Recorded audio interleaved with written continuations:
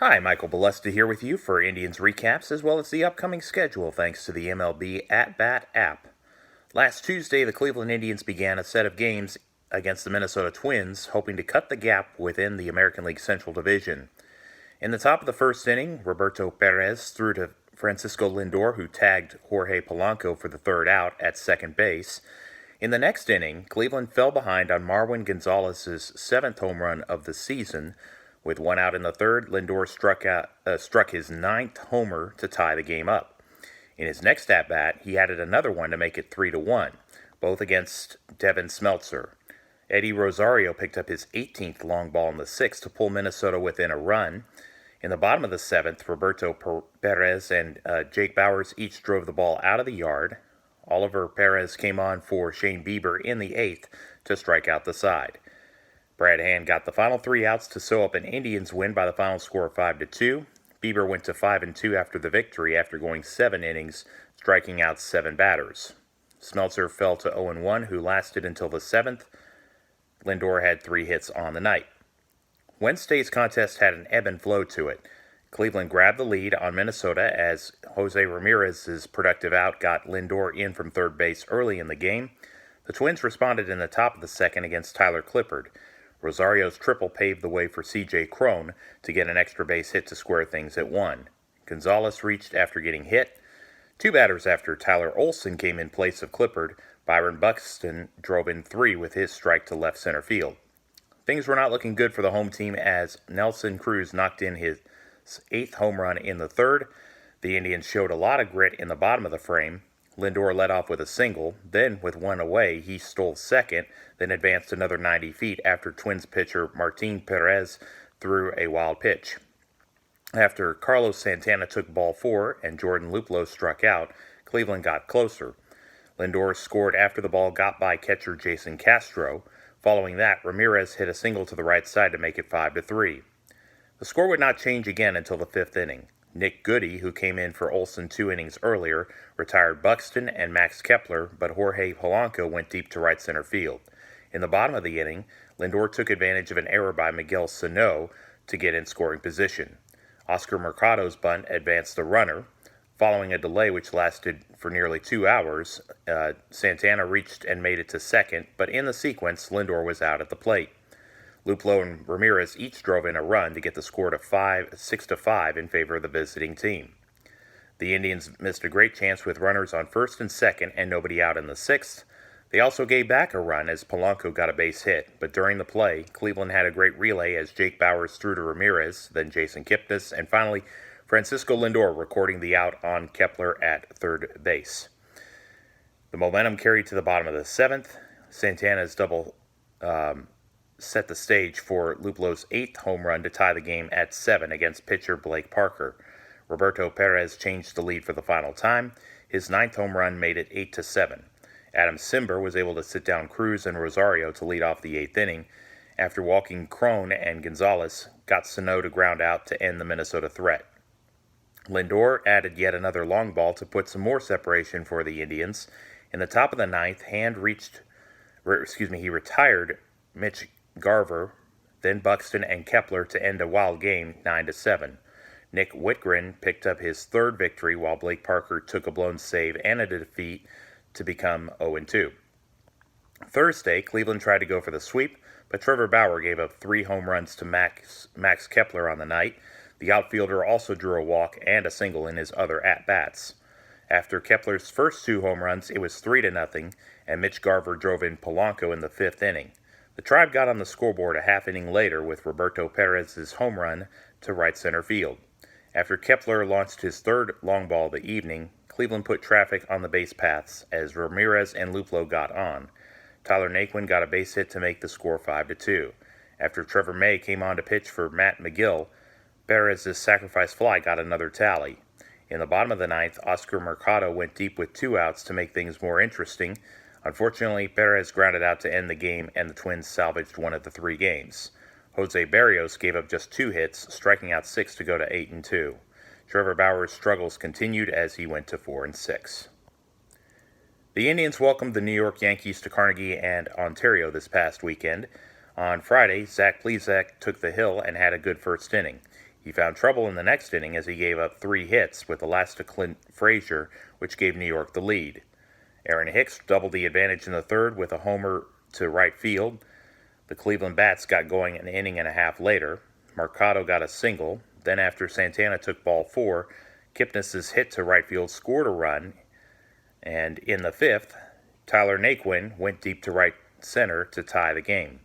Carlos Santana joined the home run parade in the sixth, which came after Mercado's single to lead off the inning.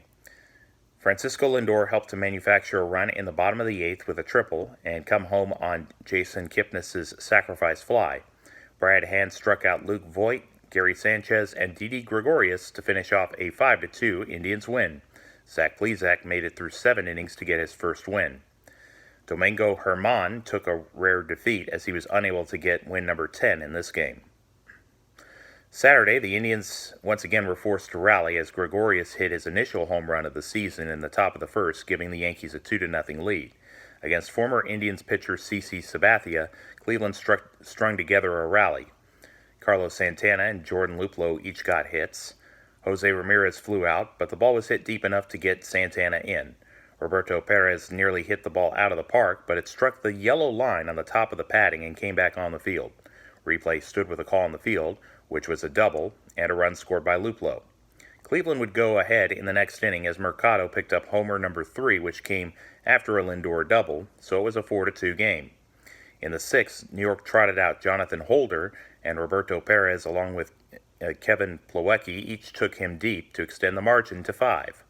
The Indians' bullpen was shaky in the seventh as Oliver Perez and Adam Cimber each yielded a run, but Cleveland still led 7-4.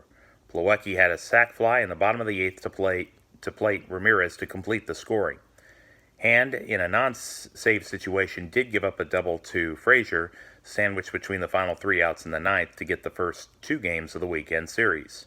Adam Plutko made it 6 innings, giving up just 3 hits to go to 2-1. Sabathia's record went to 3 up and 3 down. Sunday turned out to be a wacky contest. New York showed why they have been successful this season as they scored 5 runs in the top of the second. Brett Gardner hit a 2-run home run. DJ LeMahieu and Luke Voit each struck RBI hits. As the Indians have shown lately, they were never out of a game, down 5-0. In the sixth, Leonys Martin and Mike Freeman went deep. In between those long balls, Santana's base hit scored Mercado. Cleveland put up a 4-run inning. Then in the seventh, Jake Bauers tied the game against Adam Ottavino. Adam Cimber got in trouble in the ninth as Voit and Sanchez each got hits. After Gleyber Torres was given a free pass, Clint Frazier untied the score with a sacrifice fly to center field. Once again, the Indians got off the mat.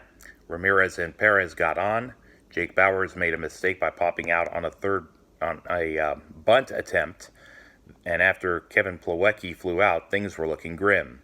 Fortunately, Lindor reached base because Gregorius could not properly field a ground ball, and Ramirez scored to even the score. Mercado struck out, so the game went to extra innings. Cameron Maybin hit a double.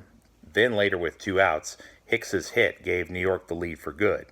Carlos Santana was not grazed while in the batter's box, but Cleveland challenged unsuccessfully.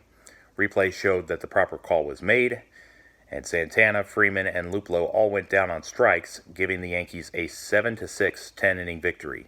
Cleveland used 7 pitchers in the defeat, so Oliver Perez went to 1-1. Aroldis Chapman, despite the blown save in the ninth, got the win, his first of the season. Stephen Tarpley picked up his maiden save. In contrast to the first 2 games that went under 3 hours, Sunday's memorable tilt took 3 hours and 56 minutes. And the Indians are a game over 500 after 65 games and are 2 games out of the second and final wild card spot after Monday's games were played in the major leagues. The deficit in the division is 10.5 games to the Twins, a team the Indians were able to beat 2 out of 3 times last week. Up next is the Ohio Cup as the Indians and Cincinnati Reds renew their rivalry tonight at just after 7 o'clock local time. Luis Castillo and Trevor Bauer are the starters. The 2 teams get right back at it the following day after 1 o'clock in the afternoon. Anthony DeSclafani goes up against Zach Plesac. Cleveland goes back on the road on Friday for the start of 3 against the Detroit Tigers. First pitch is at 7:10 Eastern. Saturday's contest starts an hour earlier, and the finale on Sunday is at 1:10. Cleveland will be in the Lone Star State for 4 games in Arlington. The first game is Monday, and that's just after 8 o'clock. Please check out the Facebook group North Texas Browns Backers page and hit the like button for the latest updates there. The text of this blog is available at http://www.mjbolesta2, as in the number 2, blog.wordpress, all one word, .com. I'm on Twitter at mjbolesta2, on Facebook at Michael Bolesta, and on Instagram at mjbolesta2. Archive videos on YouTube can be found by searching Michael Bolesta Roman numeral 2. And if you could, I would love your feedback on the comments section, and if you like what you see, please hit the like and subscribe buttons. Thank you so much. May you have a great and blessed day, and thank you for watching. Goodbye.